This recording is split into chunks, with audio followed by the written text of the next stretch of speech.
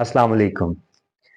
अक्सर कैंडिडेट्स अपने CSS, PMS या यूपीएससी के पेपर में ऐसे में बहुत कम स्कोर लाते हैं या सिरे से नाकाम हो जाते हैं। मैं आपको ऑनेस्टी के साथ ये बताना चाहता हूँ कि एक एग्जामिनर के पास आपके ऐसे को चेक करने के लिए ऑन एवरेज 4 मिनट से भी कम वक्त होता है और यही 4 मिनट आपके मुस्तकबिल का फैसला कर रहे होते हैं कि आखिर ऐसे में आप कितना स्कोर करेंगे। आज मैं आपके साथ इसी मौजू पे बात करना चाहता हूँ और हम समझने की कोशिश करेंगे कि पहले 60 सेकंड के अंदर ही आपने अपने एग्जामिनर को क्या देना है कि वो आपको बहुत अच्छे मार्क्स दे। ऐसे लिखना एक फ़न है, एक क्राफ्ट है और क्राफ्ट हमेशा कुछ उसूलों पे मबनी होता है। आप जब इन उसूलों को बेहतर अंदाज में समझ लेते हैं और मुसलसल मश्क प्रैक्टिस के ज़रिए आप इनको बार बार अप्लाई करते हैं तो आप एक बहुत अच्छा मजमून लिखने के काबिल हो जाते हैं। तो आइए चलते हैं आज की इस एक्सप्लेनर वीडियो की तरफ और जानने की कोशिश करते हैं कि एक ऐसे के बुनियादी अज्जा क्या होते हैं और कैसे उनको मास्टर किया जा सकता है। हम ये समझेंगे कि कैसे एक बिल्कुल खाली सफ़े को मजबूत दलाइल, बेहतरीन साख्त और कमाल के अल्फाज से एक मास्टरपीस में बदला जा सकता है। हमने माहिरीन के आरा को इकट्ठा किया है ताकि इस पूरे अमल का एक वाज़ेह और प्रैक्टिकल ब्लूप्रिंट तैयार किया जा सके। तो चलिए शुरू करते हैं। तो सबसे पहले इस बड़े और अहम सवाल पर आते हैं कि आखिर एक औसत दर्जे के मजमून और एक शाहकार में क्या फ़र्क होता है। हम में से अक्सर लोग ये सोचते हैं कि लिखना शायद कोई पुरस्कार फ़न है जो बस कुछ पैदाइशी टैलेंट वाले लोगों को ही आता है, लेकिन असल हकीकत कुछ और है। दरअसल ये एक बहुत ही मुनज़्ज़म और स्टेप बाय स्टेप चलने वाला फॉर्मूला है। वो जो एक खाली सफ़े का खौफ होता है ना, वो तभी ख़त्म होता है जब हम इस लिखने के अमल को एक प्रॉपर स्ट्रक्चरल फॉर्मूले के तहत समझें।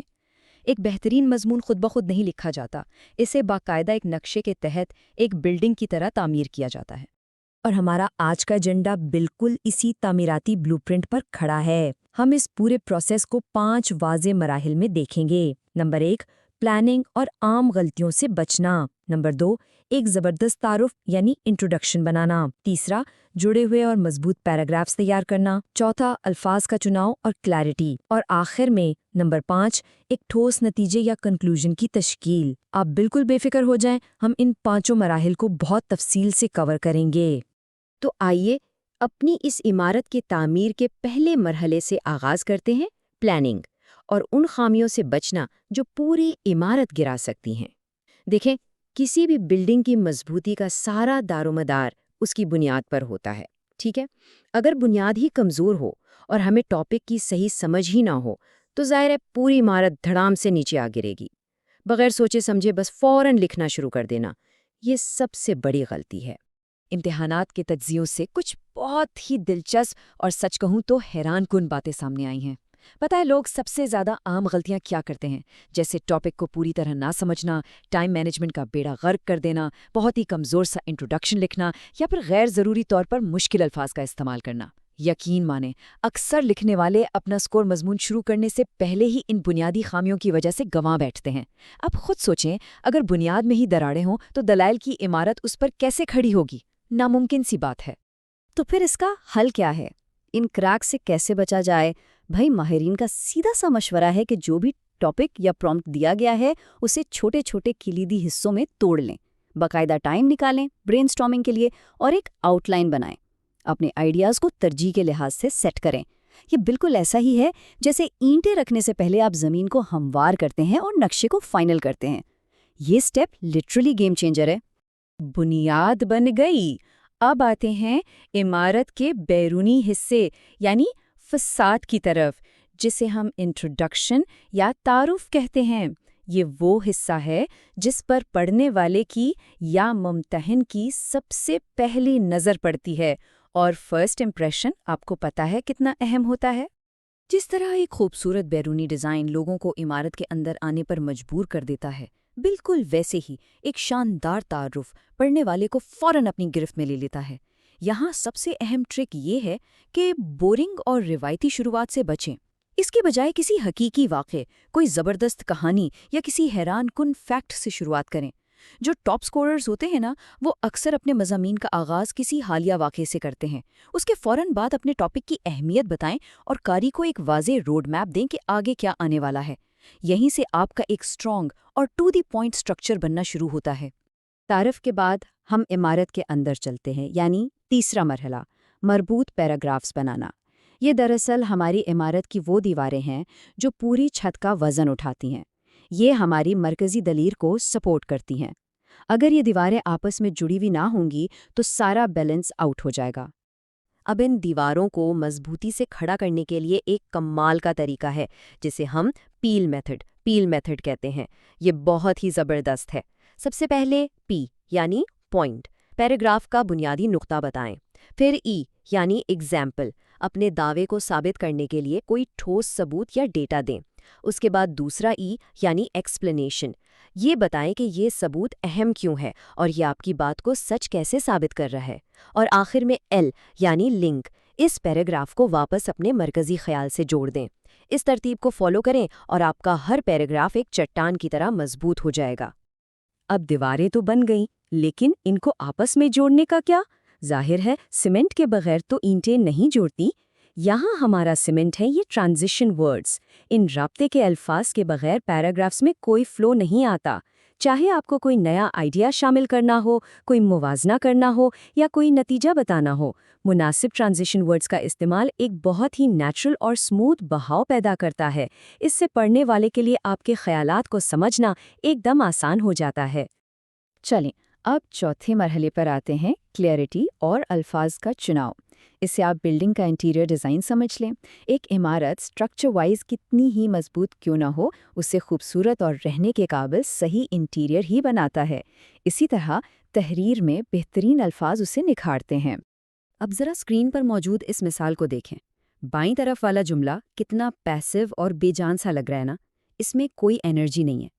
لیکن اسی کو جب دائیں طرف محتاط ایڈیٹنگ کے بعد ایکٹیو وائس میں لکھا گیا ہے تو دیکھیں کتنا تیز، واضح اور پاورفل لگ رہا ہے۔ یہ ایک چھوٹی سی چیز ہمیں بتاتی ہے کہ جملوں کو سیدھا اور جاندار بنانا کتنا بڑا فرق پیدا کر سکتا ہے۔ یہ لٹرلی تحریر میں جان ڈال دیتا ہے۔ ایک اور چیز جس کا بہت خیال رکھنا ہے وہ الفاظ جو اکثر ہمیں کنفیوز کر دیتے ہیں، جیسے افیکٹ اور ایفیکٹ یا اماؤنٹ اور نمبر۔ یقین کریں ان کا فرق نہ جاننا ایک بہت ہی عام سی غلطی ہے، لیکن یہ ایکیڈیمک لیول پر بہت بری لگتی ہے۔ ان الجھن میں ڈالنے والے الفاظ کے صحیح استعمال پر آپ کی گرپ ہونی چاہیے، ورنہ یہ چھوٹی چھوٹی غلطیاں بالکل ویسی ہی لگیں گی جیسے کسی نئی بنی ہوئی خوبصورت دیوار پر بدنما داغ لگ گئے ہوں۔ الفاظ کے حوالے سے ایک اور گولڈن رول، فالتو ہجوم کو نکال باہر کریں۔ زیادہ لمبے جملے لکھنے سے امپریشن اچھا نہیں پڑتا بلکہ خراب ہوتا ہے۔ مثال کے طور پر because of the fact that لکھنے کی کیا ضرورت ہے؟ سمپلی بیکاز لکھیں، بات ختم۔ جتنا آپ کی تحریر ٹو دا پوائنٹ اور جامع ہوگی، پڑھنے والے پر آپ کے کانفیڈنس اور قابلیت کا اتنا ہی گہرا اور پازیٹیو اثر پڑے گا۔ اور لیجئے اب ہم پہنچ گئے ہیں اپنے آخری یعنی 5ویں مرحلے پر، نتیجے یا کنکلوژن کی تشکیل۔ یہ ہماری عمارت کی چھت ہے۔ جس طرح چھت پوری بلڈنگ کو ایک طرح سے پروٹیکٹ کرتی ہے، اسی طرح ایک مضبوط کنکلوژن ممتحن کے ذہن پر ایک دیرپا اور فائنل نقش چھوڑتا ہے۔ یا اسکرین پر موجود اس اصول کو تو پلے باندھ لیں۔ کنکلوژن کے اندر کبھی بھی، اور میرا مطلب ہے کبھی بھی، کوئی نئی انفارمیشن مت ڈالیں۔ کنکلوژن کا واحد مقصد آپ کی پوری بحث کا ایک سالڈ، لاجیکل خلاصہ پیش کرنا ہوتا ہے۔ یہاں آپ نے پڑھنے والے کو یہ فیل کروانا ہے کہ بھائی جو سفر ہم نے انٹروڈکشن سے شروع کیا تھا نا، وہ اب بڑی کامیابی سے اپنی منزل پر پہنچ چکا ہے۔ اس کے لیے ایک بہت ہی کمال کی ٹیکنیک ہے جسے سائیکلیکل اپروچ کہتے ہیں۔ اس میں آپ سمپلی اپنے مضمون کے اختتام کو واپس اپنے انٹروڈکشن کے ساتھ لنک کر دیتے ہیں۔ یعنی جس واقعے یا سوال سے آپ نے بات شروع کی تھی، آخر میں اسی کا ایک حوالہ واپس لے آئیں۔ اس سے قاری کو ایک بہت ہی زبردست، مکمل اور مطمئن کرنے والا احساس ملتا ہے، بالکل ایسے جیسے آپ کسی شاندار عمارت کا پورا ٹور کرنے کے بعد واپس اس کے مین گیٹ پر آئیں اور اس کی مکمل خوبصورتی کو دیکھ کر ایک گہری سانس لیں۔ آج کے اس ایکسپلینر کا اختتام ہم ایک بہت ہی زبردست اور گہری بات پر کریں گے۔ مشہور مصنف گارڈن لچ کہتے ہیں کہ ایک سچا لکھاری بننے کے لیے انسان کو سچ بولنا پڑتا ہے، وہ سچ جو اس کا اپنا سچ ہو۔ تو بات یہ ہے دوستوں کہ ان تمام ٹیکنیکس، فارمولوں اور اصولوں کے باوجود آپ کی تحریر میں آپ کی اپنی اصلیت اور آپ کی سچائی ہی وہ اصل روح ہے جو کسی بھی مضمون کو زندہ کرتی ہے۔ مجھے پوری امید ہے کہ آج کا یہ آرکیٹیکچرل بلو پرنٹ اور یہ سوچ آپ کو اپنے اگلے امتحان میں ایک ماسٹر پیس تخلیق کرنے میں بہت مدد دے گی۔